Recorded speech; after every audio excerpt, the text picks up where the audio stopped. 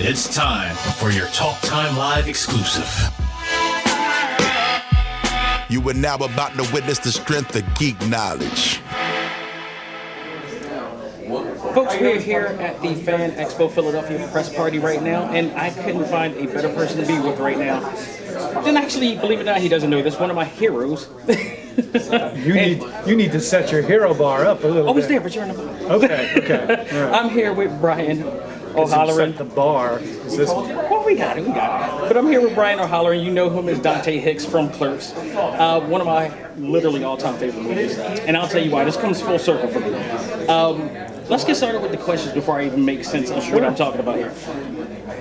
When it comes to this movie, 1994, my God, do you ever take time to look back at your career and realize the contributions in 1994 that you and other casts have made for a whole new generation? I don't look back to look what the contributions have been. I have plenty of people like yourself, other filmmakers who are up and coming, who are like, yo, that movie you guys put together was just so simplistically brilliant to do. I mean, technically, we're no Lucasfilm, but the heart of the film, the characters that were developed, the performances that were given, we filmed it in '93, in April of '93, and then it came out in October of '94. So looking back on it that way, it's like amazing that it holds up this far. Try to explain to certain people now, like, well, back in the day, you actually had to go out to get movies. Right. It didn't stream. There was no internet. There was no cell phones. There was none of that. There was like tape trading. That was it. Tape trading, or you were finding the guys on the subway who had some sort of copy, some sort of cheap bootleg VHS copy with the camera shaking and all. Right. But it's fun to see that it's gone this long. It's nice to see that we were able to make a sequel in 2005. And now we just, this past summer, filmed the third Clerks. So it's good to see that people hopefully still have a taste for it. Absolutely. Now, what is your reaction when you hear people say how much of an influence that Clerks has been in their lives? I get it. I understand. I mean, I'd say the same thing to people like Mark Hamill and George Lucas and Spielberg and stuff, and to say the same thing, how their films, made an impact on my life. Conan the Barbarian, Star Trek, Star Wars, Mad Max films, like all of those type of really uber science fiction, fantasy, action kind of stuff really influenced how me and my friends talk to one another, how we just throw one-liners out, and it also just shapes the comparisons of what other films have to compare to. So, the fact that people use our film as a point that it either changed their lives or changed their perspective on certain things, either in life or about film, or about being who they are at that age. Like when we made the first Clerks, we were in our early 20s. The next Clerks, we were in our early 30s. This new ones, we're in our early 50s. So, it's kind of like the Walter Matthau, Jack Lemmon, grumpier old men kind of frame. Eventually we'll get grumpier old Clerks, I'm sure, at some point. So, what were your thoughts when you were approached with the role of Dante? Oh, I wasn't approached. I auditioned, and so when I auditioned just because I'd never done a film. They were holding auditions out of a community theater that I had worked at the First Avenue Playhouse in Atlantic Highlands, New Jersey, which still operates today.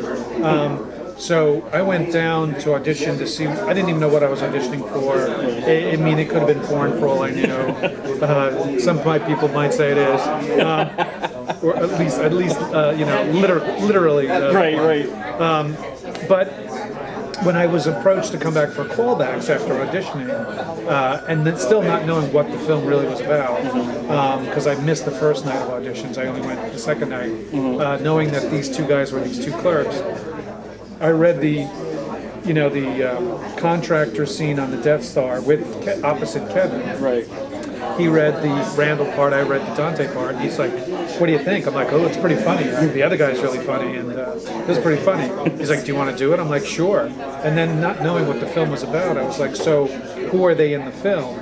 Because when I auditioned, I had asked how many principals were there, and at that second night, I was told there were 6, but they're pretty much all cast. We're casting all day players tonight. I was like, "Oh, okay." So when he told me that, "Oh, the film is called Clerks," it's about these 2 clerks, a convenience store clerk and a video store clerk, and these are the 2. I was like, "Oh, I thought they were cast." He goes, "Yeah, don't worry about that." And next thing I know, he was asking me to read the whole script and give me an answer the next day, which I did. I was like, "Absolutely, let me do this." And the funny thing about that is that, like, I feel like that you guys struck gold in a way that a lot of actors that I've come across have not been able to do it in such an early span of their career. And I just found that to be amazing, the way that this just grew exponentially. It's, it was very fortunate that Kevin is a very prolific writer, that he was able to put out pretty much 2 or 3 films pretty quickly after the follow-up of Clerks. Right. Clerks just hit a nerve with a lot of people.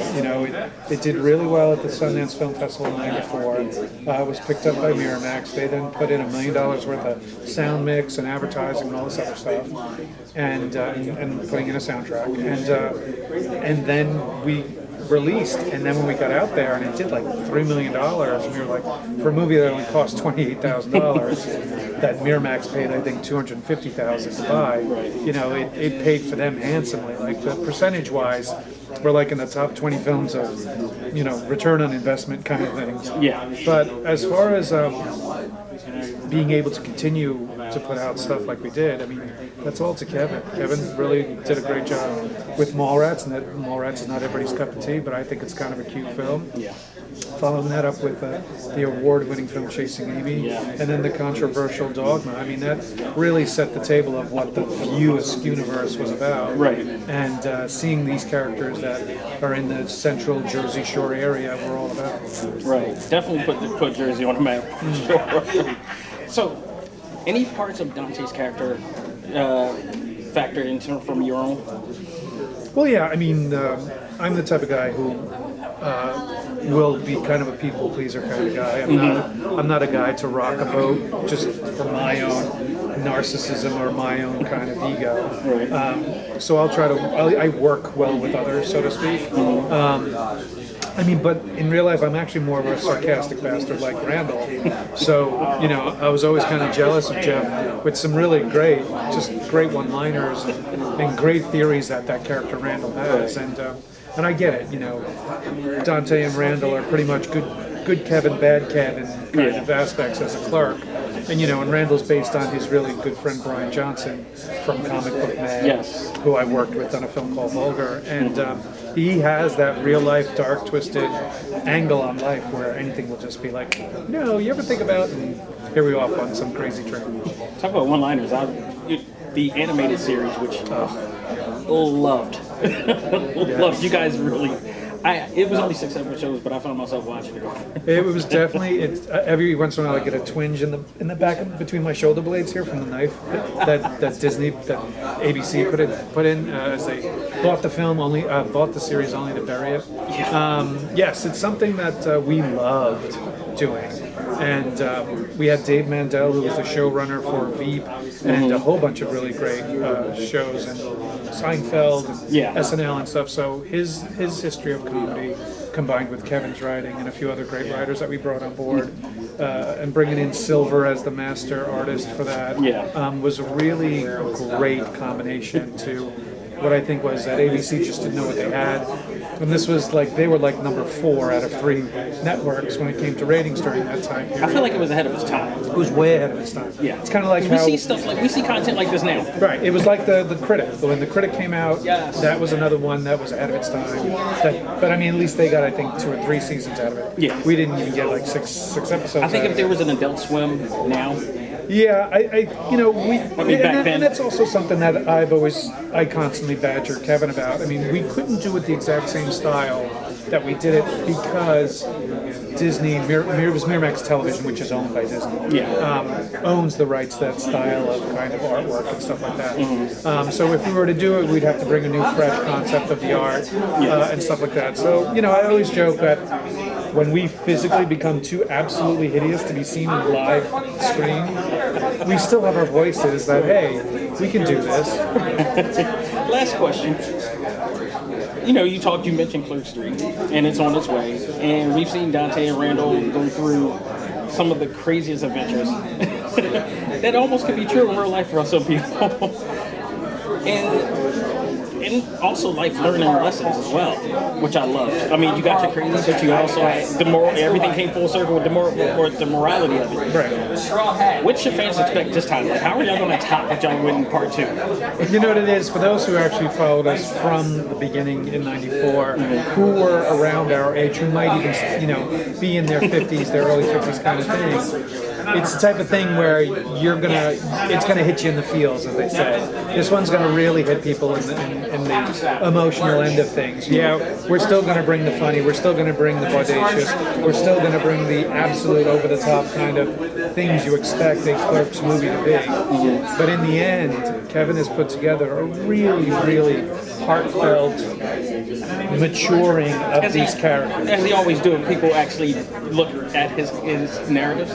There is always some. I mean, I think people focus too much on the, what can I call it, the shock value of it. But then there's that. It's like watching The Walking Dead. It's like it's not about the zombies. It's about what's going on socialized with there. And that's the same thing I feel with his films and the character development within it. Absolutely, especially the relationship that has developed over all these years between Dante and Randall, especially, and now Elias, who will be joining us again. Trevor Furman plays Elias, and some other characters that you'll see from the other films as well.